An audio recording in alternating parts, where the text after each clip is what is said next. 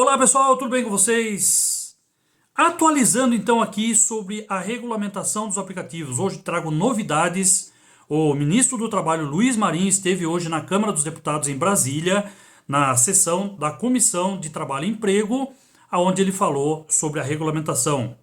iFood, Uber, 99, como que vai ficar? Tudo isso eu vou trazer para vocês aqui agora. Inclusive vou postar aqui um videozinho onde ele falou sobre isso. Foi uma sessão de mais ou menos 2 horas ali e eu vou trazer aqui de forma resumida para vocês. Primeiro, eles estavam falando ali sobre a jornada de trabalho. Existe uma preocupação hoje, porque tem muita dificuldade para se conseguir um emprego hoje através de CLT. Boa parte, eles estão falando que é por causa aí da jornada de 6x1, então existe sim uma intenção de reduzir para 5x2. Dizem que a saúde é comprometida pela carga de trabalho e também, além dessa carga pesada de trabalho, existe também um salário muito baixo para isso, de modo que os jovens, a grande maioria dos jovens, não querem trabalhar nessa escala ganhando esse valor. Então a intenção é reduzir a jornada de trabalho de 44 horas semanais para 40 horas. E a escala 6x1 vai ser extinta, até porque, segundo eles, compromete também até a saúde do trabalhador. Vamos ver como é que vai ficar isso daí. Vou colocar aqui um trechinho do deputado Alfredinho falando também sobre a regulamentação, sobre proteção, sobre saúde, etc. Assistam um trechinho aí e depois a gente vai ver o que o Luiz Marinho tem para falar. No meu tempo, o que era o sonho nosso? No tempo que a gente trabalhava na indústria, que a indústria era a principal fonte de emprego, era fazer um curso do Senai para aprender uma profissão e ter um salário maior. Esse era o nosso sonho naquela época, que a gente trabalhava no setor da indústria. No entanto, hoje mudou, e muita coisa mudou. Mudou até a valorização da carteira profissional, que muitos trabalhadores acham que não é mais importante ter uma carteira profissional assinada. Né? Com a história dos aplicativos que aí apareceram, e uma série de outros setores aí no campo do trabalho. Né? Acho que tem que se achar uma saída para ter uma regulamentação disso, porque quem está tomando prejuízo em aspas, mas é um gasto, é o próprio governo. Porque um trabalhador que trabalha no setor aí de aplicativo, quando ele se acidenta, ele não tem cobertura nenhuma. Desde a hora que ele entra na UBS, até a hora que ele é afastado, enquanto não volta a trabalhar.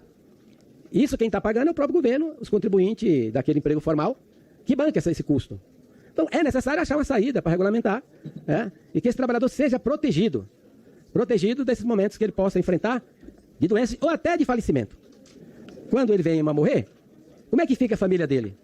Eu já presenciei vários casos assim, do trabalhador deixar uma esposa com filhos e nenhuma perspectiva de ter uma pensão para poder sobreviver e continuar a vida dessa família. Logo em seguida, o deputado Ayrton Faleiro, ele questionou ali o Luiz Marinho, então, ministro do Trabalho, sobre a regulamentação, perguntando aí em que pé que está. Nós estamos desafiados aos novos temas nesse cenário de mudanças no mundo do trabalho. Eu logo lhe faço uma pergunta: em que pé está o debate sobre os aplicativos? Eu queria que nos desse essa informação, porque já debatemos muito sobre isso, né? Em relação à pergunta do deputado Faleiro, em relação aos aplicativos, como que está os debates em torno disso? Vocês sabem, nós fizemos um processo de costura, de debate tripartite, com lideranças empresariais e liderança também de trabalhadores de aplicativo motorista, trabalhadores de aplicativo os motofretistas. No motorista nasceu um projeto, uma proposição que está tramitando nesta casa, está na Comissão da Indústria e Comércio, tá certo, Gastão?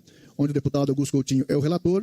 Ele me relata ontem, inclusive, com o deputado Augusto Coutinho, junto com o presidente da Comissão da Indústria e Comércio, o ex-governador Beto Richa, me trazendo que o relatório está pronto, em condições de pensar. Então, nós vamos buscar fazer um esforço, discutindo com o presidente da Comissão da Indústria e Comércio, sujeito falar com o presidente Hugo Mota e com as lideranças, para poder analisar a possibilidade de avançar esse debate, para poder trazer essa segurança que o deputado Ayrton cobra aqui. Segurança previdenciária, segurança de seguro acidente, segurança, transparência para o motorista, para o profissional, um processo construtivo de remuneração mínima que dê garantia aos profissionais, que vai melhorar a sua situação, fazendo enquadramento das empresas em relação a isso. Estou de pleno acordo. As empresas têm que se adequar às normas brasileiras e não ao contrário, o Brasil se adequar aos caprichos, os desejos, o tamanho de lucratividade que as empresas têm que ter.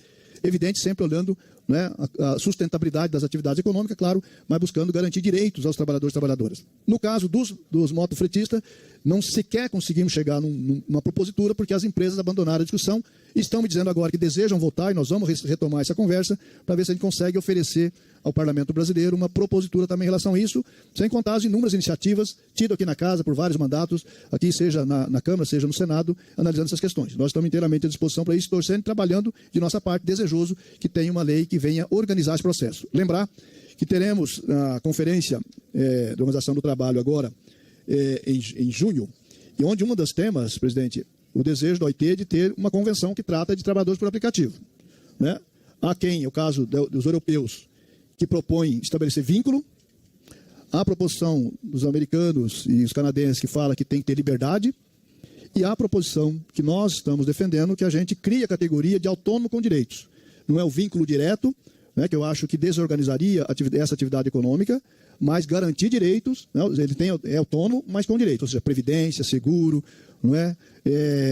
Evitar excesso de jornada que leve a doenças, acidentes e problemas, mas pensar numa regulação é fundamental, porque o SUS reclama.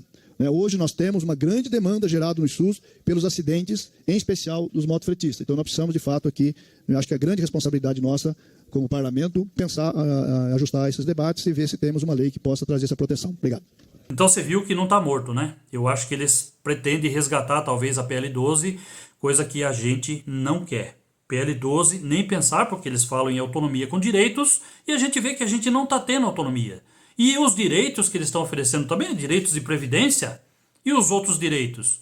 E a responsabilidade das empresas, como Uber, 99, iFood, entre outros, aonde é que está? Então, essa PL 12, né, que está ali como relator o Augusto Coutinho, eu acho que vai ter que começar do zero. Essa é a grande verdade. Ele estava falando também que em junho vai ter uma convenção, porque não se sabe ainda qual que vai ser o modelo que poderá ser utilizado aqui no Brasil. Em alguns países, você viu ele falando que fala sobre vínculo, sobre liberdade também. Nós aqui, né, eles estão falando de autonomia com direitos, coisa que não está acontecendo, ele sabe muito bem disso. E também ele falou aí sobre a grande demanda que acontece no SUS, principalmente aí com relação aos motofretistas, que acontece acidente todo dia e tá ali, né, demandando muito o SUS. Então, tudo isso precisa ser revisto e eu concordo, porém tem que ser aprofundado. Eu até cheguei a postar lá, porque estava ao vivo e eu cheguei a postar ali alguma coisa falando que tem que ser revisto a fundo isso.